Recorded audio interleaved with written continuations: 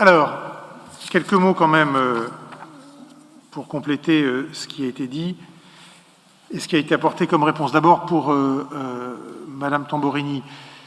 Bon, le terme de cagnotte que vous utilisez, c'est un concept, c'est un slogan, mais derrière, je n'ai pas bien compris ce que vous mettiez dedans.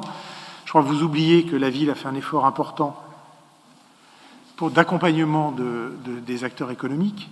Je pense notamment aux commerçants, à tous ceux qui ont des terrasses. Vous nous comparez avec la ville d'Avon. Je ne sais pas combien d'Avon a de droits de terrasse par an et de terrasses sur sa commune. Je sais combien Fontainebleau en a, et ça se compte par dizaines et dizaines. Et on a fait effectivement la gratuité de ces terrasses pour toute l'année, qui représente normalement une somme importante. Donc vous voyez, dans le bilan Covid, il ne s'agit pas simplement de voir si on a eu moins de frais de chauffage les semaines où les écoles étaient fermées, surtout qu'elles ont été fermées au mois d'avril et mai, ce qui n'est pas forcément la période où on chauffe le plus. Donc, vous voyez, l'argument du moindre chauffage au centre de loisirs ou dans les écoles, ça ne porte pas beaucoup par rapport aux centaines de milliers d'euros que représentent, plusieurs centaines de milliers d'euros, que représentent les taxes sur lesquelles nous avons fait une croix pour cette année pour accompagner les acteurs économiques. Donc, voilà, essayons d'être humbles et modestes et de nous épargner des slogans comme ça qu'on se lance à la figure. Sur le taux de réalisation des investissements, vous prenez du budget, vous prenez la communauté d'agglomération en exemple. Bon, ça va devenir quelque chose de récurrent chez vous, c'est bien normal. Mais la communauté d'agglomération vote des décisions modificatives jusqu'à la fin de l'année, ce qui lui permet effectivement, entre l'affichage de son budget tel qu'il a été amendé jusqu'à la fin de l'automne et la réalisation, finalement d'avoir quasiment aucun décalage, puisque jusqu'au dernier moment, et ce qui est c'est un choix de gestion. Je faisais la même chose quand j'étais président de la communauté de communes, donc ça s'est toujours fait comme ça à l'intercommunalité. On ajuste effectivement les dépenses jusqu'au dernier moment, et donc le taux de réalisation ne veut rien dire, sauf peut-être effectivement sur la partie d'investissement. Vous avez cité un taux de réalisation des investissements de la CAPF de 33%. Regardez, nous, c'est la page, je ne sais plus quelle page c'est, mais enfin c'est la page sur le tableau sur les investissements, il est de 80%. Vous voyez, on n'a pas à rougir de nos investissements, c'est la page 21.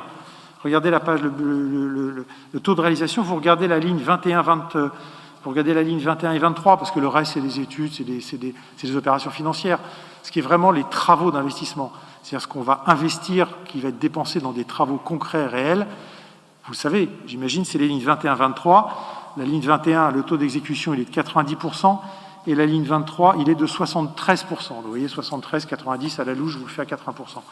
Et je n'ai pas calculé plus précisément que ça. Donc on a effectivement un très bon taux de réalisation, excellent même, taux de réalisation des investissements par rapport à la période qu'on a connue, qui a été une période qui a bouleversé l'ensemble du fonctionnement municipal. Sur le fond, parce que c'est quand même au-delà de ça et au-delà des slogans, quand on regarde les chiffres, Laurent a eu raison de vous rappeler que le compte administratif, c'est pas des intentions, c'est pas des chiffres qu'on invente, ça ressort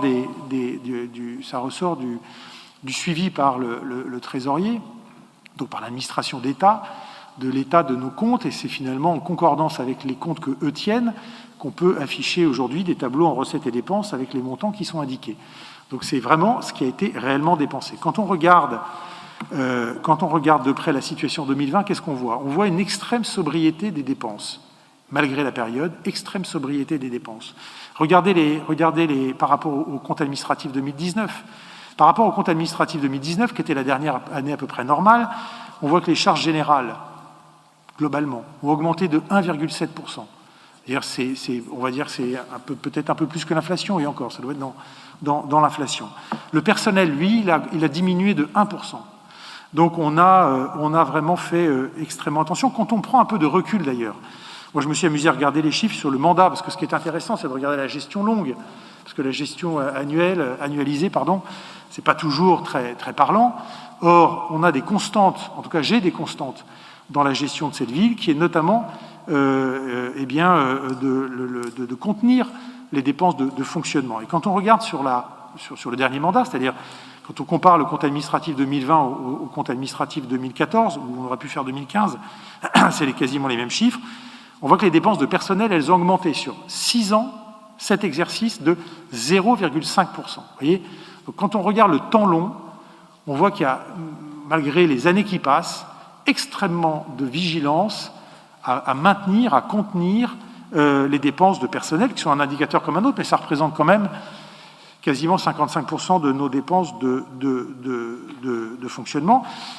Je ne parle même pas des charges de gestion courante, qui sont les dépenses autres, je dirais, les dépenses qui nous permettent de fonctionner, qui, elles, ont baissé sur la durée de 15%. Vous voyez, donc l'effort d'avoir une gestion qui est contrainte, d'avoir une gestion qui est attentive, on la retrouve de ce point de vue-là. D'ailleurs, si on regarde la voilure de la ville, les dépenses de fonctionnement, tout compris, tout mouillé, on est à 20,5 millions en 2020, indépendamment de la condamnation Vinci. Hein, je parle de la voilure pour fonctionner. 20,5 millions.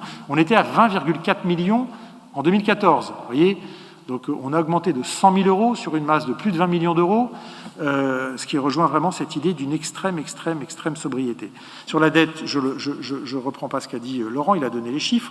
On a diminué la dette par rapport à ce qu'elle était en 2017, pardon.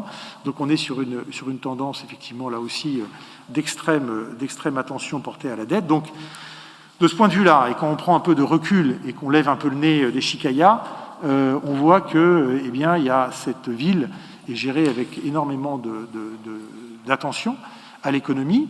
Ce qui aurait été intéressant, c'est de prendre le temps, peut-être que notre débat nous permette d'apprécier aussi l'impact du temps long, parce que de ce point de vue-là, c'est l'extrême vigilance avec laquelle tout ça est géré qui aurait été certainement mis en avant par vous et votre groupe. Voilà. En tout cas, bravo à Laurent, bravo au service d'avoir suggéré avec attention et en contenant extrêmement les budgets qui sont les nôtres dans cette année 2020, qui a été si particulière, si heurtée. On ne s'est laissé aller ni à la facilité de la dépense, ni, j'allais dire, aux délices d'une austérité qui aurait voulu qu'effectivement on se contente d'engranger des recettes. Par exemple, je pense aux fameux droits de terrasse, hein, c'est plus de 400 000 euros les droits de terrasse quand même. Hein.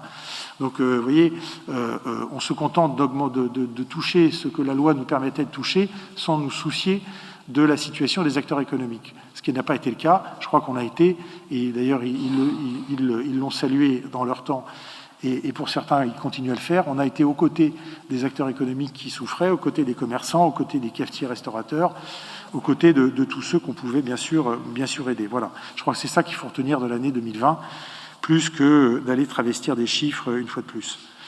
Voilà. Merci en tous les cas pour ce débat.